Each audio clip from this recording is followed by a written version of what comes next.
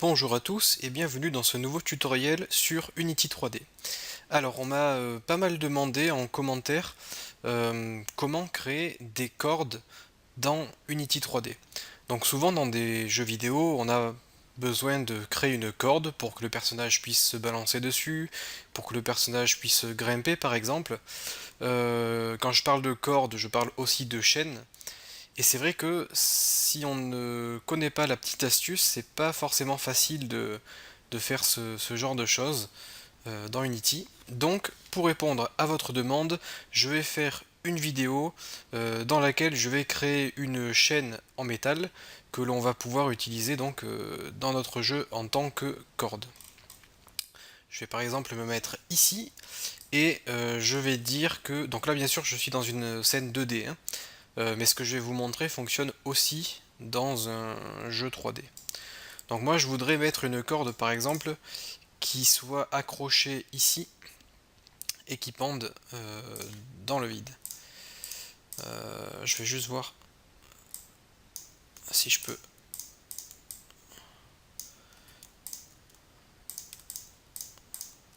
Bon, c'est pas grave. Je voulais juste descendre ces objets. Je vais peut-être passer en mode 3D, ça va être plus facile. Je voulais descendre tout ça.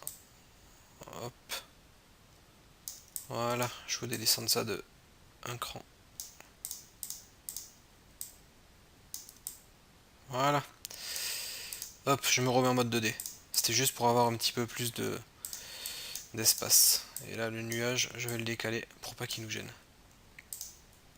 Ok, donc la première étape de la création de cette petite corde, ça va être déjà de dessiner les maillons de la chaîne. Pour cela, je vais me rendre dans un logiciel de retouche photo, donc vous pouvez utiliser le logiciel que vous voulez, Photoshop, GIMP, il en existe pas mal des gratuits. Si je me souviens bien, il y a aussi Inkscape. Donc voilà, vous pouvez chercher des logiciels de dessin vectoriel. Je vais créer un nouveau calque, nouveau projet. Je vais me mettre en 512 pixels par 512 pixels pour pouvoir dessiner convenablement ma chaîne. Donc là, je crée un nouveau calque vide dans lequel je vais venir chercher ce petit outil ici. Vous avez les outils rectangle, rectangle arrondi. Donc moi, je vais prendre le rectangle arrondi et je vais mettre ici un rayon de 100 pixels. Au niveau du contour, 200 points. Donc là, ça n'a pas trop d'importance. Par contre, le rayon, moi j'ai choisi 100 pixels. Alors, je vais dessiner le maillon de ma chaîne. Donc il va être à peu près, on va dire, comme ça. Une fois que ce maillon est dessiné, je vais faire clic droit et je vais faire pixeliser le calque ici. Voilà. Je vais créer un nouveau calque pour l'instant. Je vais dessiner encore une fois un maillon mais plus petit, comme ceci. Et je vais venir le placer ici. Donc au centre du gros maillon. Je vais encore une fois faire clic droit, pixeliser le calque. Et je vais venir prendre l'outil de sélection pour sélectionner le maillon que je viens de créer. Une fois que cette sélection est faite, je désactive le calque qui se trouve au-dessus et je vais cliquer sur le calque principal contenant le gros maillon de chaîne et je vais appuyer sur la touche supprime. Je fais CTRL D pour désélectionner. Donc là j'ai créé ma première chaîne. Je crée encore un calque pour dessiner le maillon qui se trouvera au-dessous. Donc là je vais faire un truc un peu comme ça. Voilà, à peu près. Je vais juste voir si la taille correspond. Oui, bon, à peu près, hein. On va le mettre à peu près ici. Et je vais faire clic droit, pixeliser le calque. Donc là, on a notre chaîne qui a été créée. On n'a besoin que de ça pour créer notre chaîne. Je fais clic droit et je vais faire lier les calques pour associer les calques.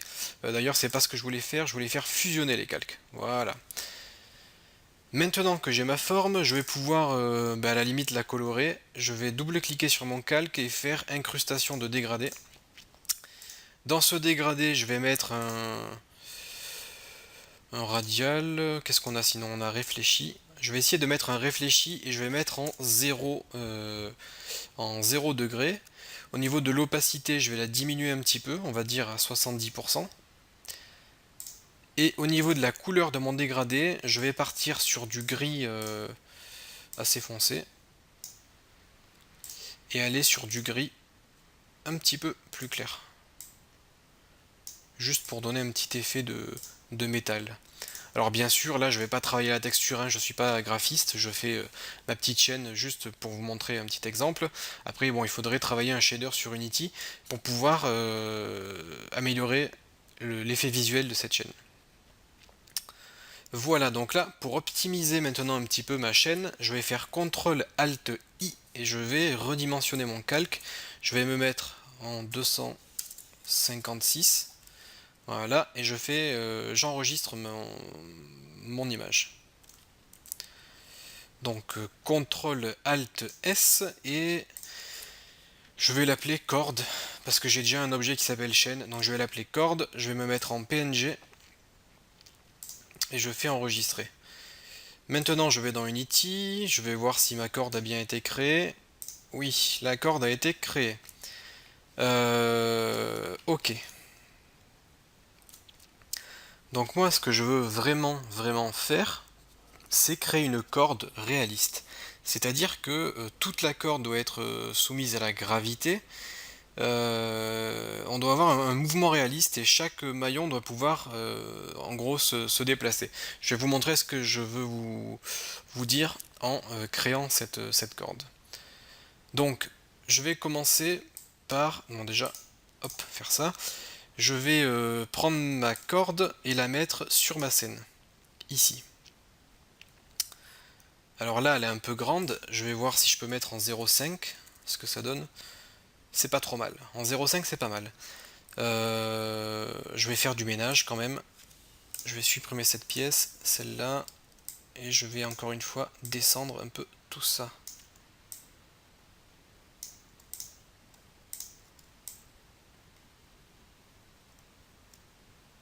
Voilà. Ok, donc là on va avoir un peu de place. Alors, je vais créer un objet vide GameObject create empty. Cet objet vide, je vais l'appeler je vais l'appeler je vais l'appeler 1. Et dans ce 1, je vais faire glisser ma corde. Ok. Donc au niveau de ma corde, ici, je vais venir lui appliquer un collideur. Donc on va avoir un objet de collision, car une chaîne, c'est un objet solide. Donc vous pouvez soit ajouter un Physics 2D Box Collider, et ça va créer une boîte autour de votre objet. Je sais pas si on le voit bien là. Ouais. On le voit pas à cause du fond que j'ai mis, donc mon fond, je vais le désactiver. Voilà. Donc là on voit bien la Box Collider. Donc moi je serais plus tenté d'utiliser une box collider, mais je vais juste regarder ce que ça donne si on utilise un polygon collider. Voilà, un polygon collider ça donne ça. Ça donne un collider qui va coller à la forme. Je vais laisser le polygon collider pour l'instant. Une fois qu'on a fait ça, on va devoir ajouter du poids à notre objet. Pour cela, je vais aller dans Add Component, Physics 2D, Rigid Body 2D. Donc là, j'ai un Rigid Body. Du coup, quand je clique, on attend que la scène se lance. Voilà. On a la corde qui tombe à l'infini. Je vais relancer le jeu. Je vais peut-être réactiver mon background. Je vais prendre ma main caméra et je vais agrandir un petit peu le champ de vision. Voilà. Non, regardez, on voit la chaîne ici, je clique sur play et là, poum, la chaîne tombe. Donc elle est solide et elle est lourde. Donc nous, c'est exactement ce qu'on veut faire. Donc c'est parfait. Je vais la positionner ici, on a dit. Je vais la positionner là. Voilà. Donc maintenant que j'ai cette chaîne, je vais ajouter un nouveau composant à cette chaîne. Et ce composant, ça va être un physics 2D et un distance join 2D. Voilà. Donc là, on a tout ce qu'il nous faut. Vous pouvez enregistrer ce préfab, donc le prendre et le faire glisser. Hop.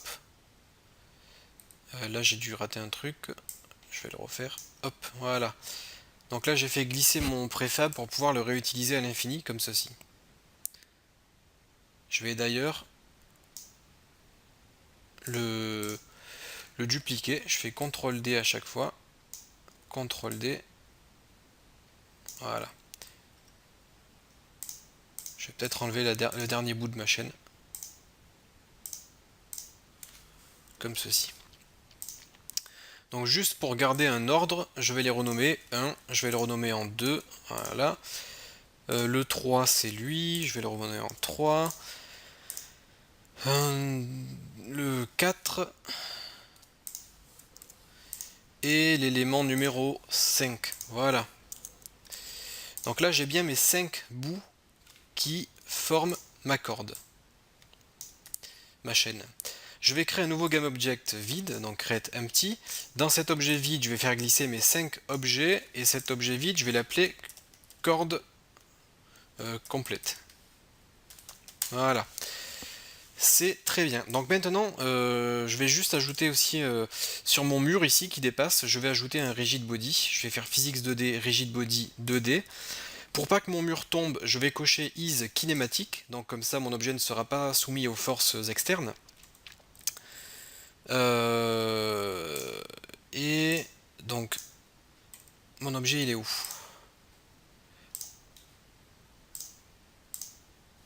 J'arrive pas à le choper, je vais le mettre en 3D. Voilà. Donc là, c'est mon mur. Très bien. Je vais le renommer en tiré bas. Hop. Pour pouvoir le retrouver plus facilement.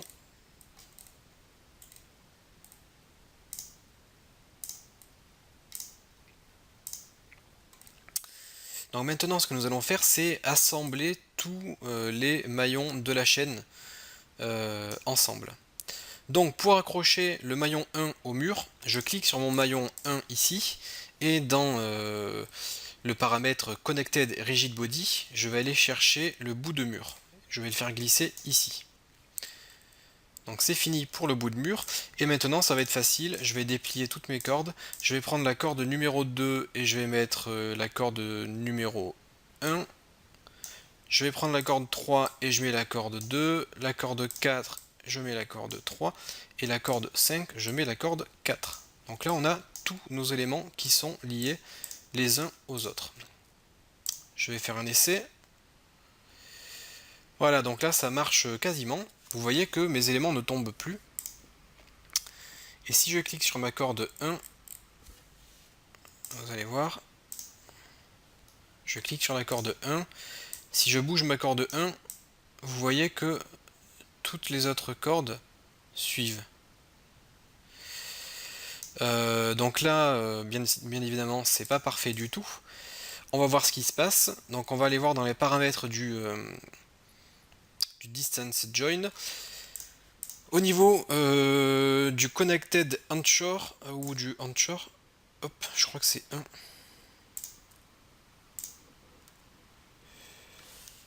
Attends, je vais aller voir les paramètres que j'avais mis sur mon petit essai.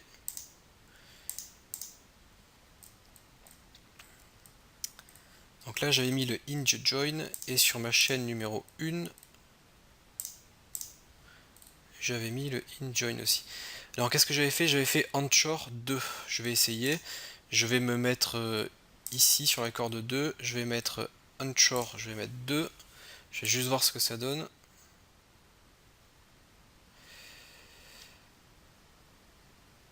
Je vais faire ça pour toutes mes cordes. Donc je vais ouvrir toutes mes cordes, je vais toutes les sélectionner et je vais mettre onshore 2.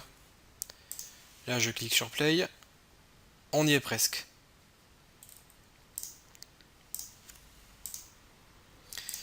Et distance, ouais, il faut mettre 0.1. Ok. Donc je vais cliquer sur toutes mes cordes et au niveau de la distance, je vais mettre 0.1. Je clique sur Play. Alors là, on a encore un petit souci.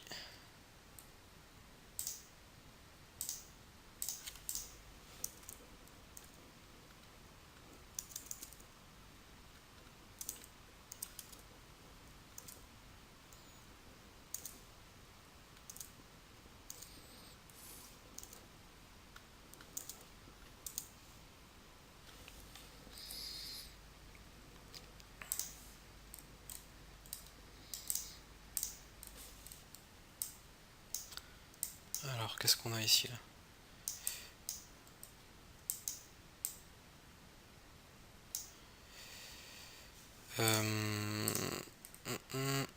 C'est ma corde 1 qui n'est pas bien liée au mur. Donc ce que je vais faire, c'est que ma corde numéro 1, je vais désactiver le Connected Rigid Body, comme ça elle sera accrochée à rien du tout, et je vais la mettre en kinématique, comme ça on n'aura pas ce souci. Parce qu'en fait là j'avais un problème de collision avec le mur, car ma corde rentre dans le mur. Pour l'instant, moi ce que je veux, c'est que ma corde fonctionne. Donc là on y est presque.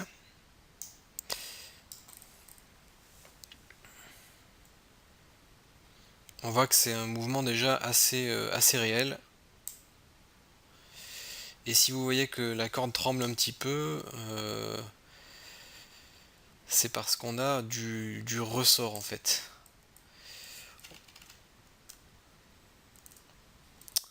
Donc ce que je vais faire, c'est que je vais désactiver le distance join et je vais ajouter un hinge join à tous mes éléments.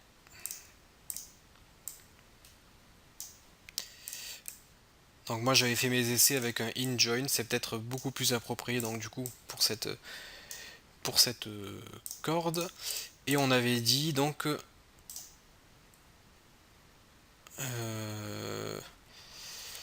Y2.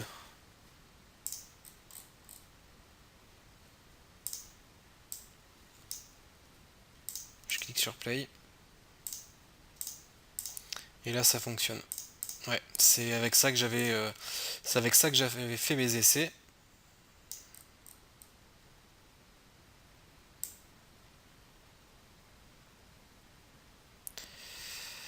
On y est presque, par contre, il y a encore un truc qui me gêne.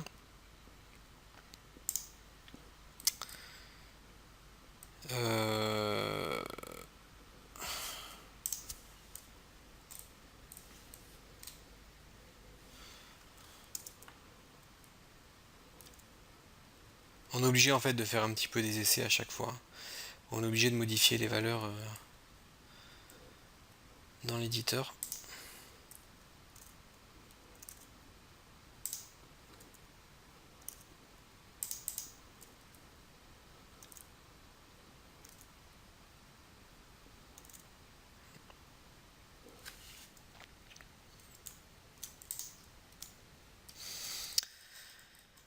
Donc, comme je vous ai dit, on va tester Collide Connected. Donc en fait, Collide Connected, ça va nous permettre de détecter les collisions entre toutes les chaînes, pour pas qu'une chaîne puisse rentrer dans une autre. Donc là, on risque d'avoir un bug en fait. Ouais, on risque d'avoir un bug parce que là, j'ai fait un collideur, un polygone collideur. Donc il faut le remplacer par un box collideur pour avoir un mouvement un peu plus réaliste. Et avec mon essai, donc là ce que j'ai fait, c'est que j'ai remplacé avec un box collideur, comme vous pouvez le voir. J'ai laissé exactement les mêmes paramètres. Donc si je prends ma chaîne 2, on a le box collideur au lieu du polygone collideur. Et dans le hinge join, j'ai mis anchor à 2 également au niveau de la distance. Donc en fait, l'encre, c'est la distance du point d'accroche par rapport à l'élément précédent. Et nous, comme on descend de 2 crans, 1, 2, on doit mettre l'encre à 2. Du coup, ici on a notre corde. Et si je prends l'élément 1, on voit que tous les éléments suivent.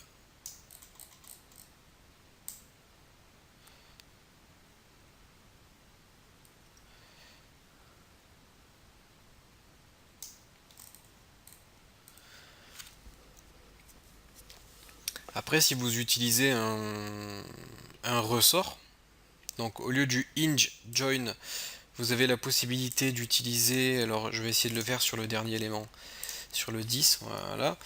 Donc si on n'a pas de hinge, mais qu'on a un, comment ça s'appelle déjà, un spring join, voilà, là on a un ressort. Si je mets exactement les mêmes paramètres et que je fais, on va essayer. Distance, je vais le mettre à 0.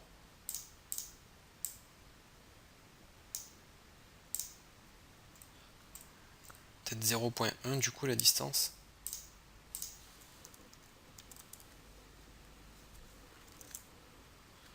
Ouais, 0.2. On va essayer de modifier les valeurs. En fait, on a une valeur ressort et notre corde va s'étirer. Donc on peut dire que notre corde peut s'étirer par exemple de 1 mètre ou que notre corde ne s'étirera pas du tout justement. Là le ressort c'est pas approprié non plus. Hop, je réactive le hinge join.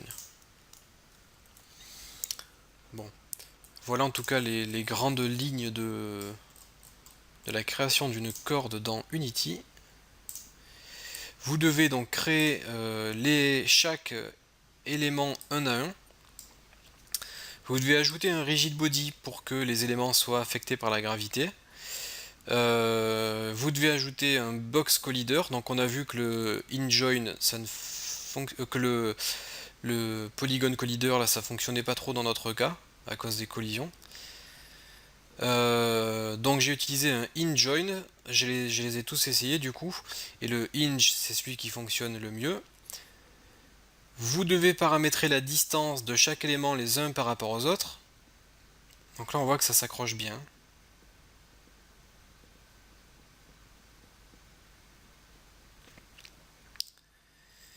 Et une fois que tout ça est fait, vous pouvez donc assembler la corde dans un seul objet pour pouvoir l'instancier donc sur votre chaîne.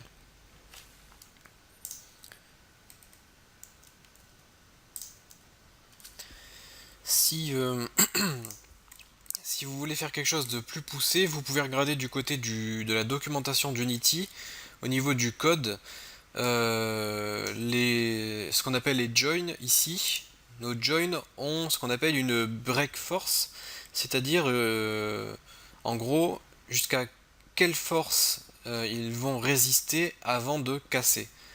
Donc vous pouvez faire un jeu où vous justement vous coupez des cordes comme Cut the Rope, et pour couper une corde, eh bien il faut appliquer une break force au join afin qu'il se détache du rigid body connecté.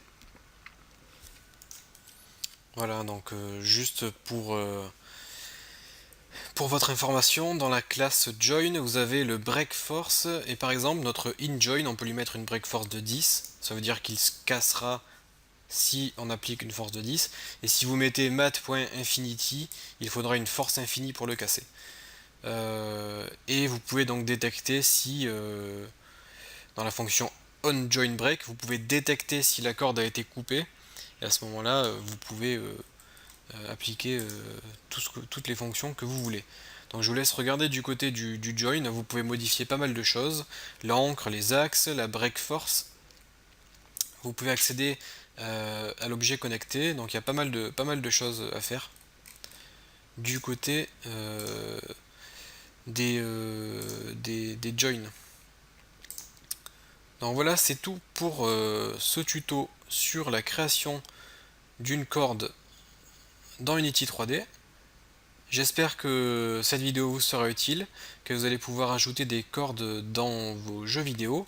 Je précise que là ce que j'ai fait c'est en 2D, mais si vous faites une corde en 3D, donc avec des maillons 3D, j'aurais pu le faire aussi, eh bien il faudra juste utiliser un rigid body, et pas un rigid body 2D. Il faudra utiliser donc les colliders normaux, pas les colliders 2D. Et enfin, utiliser les joins normaux. Donc on fait exactement la même chose, sauf que on utilise euh, les éléments pour la 3D. Hop, je casse la chaîne.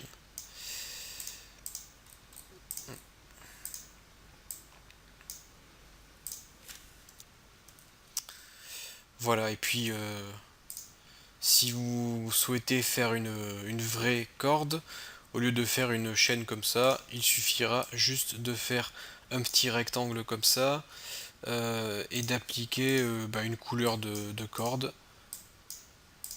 Hop. Donc là, ce problème c'est que il y a l'effet de dégradé qui s'applique, mais vous créez un bout de corde comme ça et ça sera à peu près le même principe. Voilà.